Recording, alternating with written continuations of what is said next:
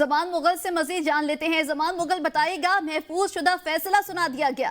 बिशरा बीबी को जो है इद्दत निकाह केस में दोनों को जो है वो बरी कर दिया गया। प्रोसिक्यूशन की तरफ से दोनों दरखास्तें जो मुस्तरद कर दी गई है। प्रोसिक्यूशन की तरफ से ये इस्तरा की गई थी कि इनके खिलाफ मजीद जो चार्जशीट है वो भी लगाई जाए और इनको सजा दी जाए, जबकि सलमान अकरम राजा की तरफ से बड़े जानदार दलाइल दिए गए थे जिनमें कहा गया था कि शर्म की बात है कि इस तरह के केसेस बनाए नहीं जाने चाहिए थे और ये केसेस जो बनाए गए हैं ये मुकम्मल तौर पर बेबुनियाद है।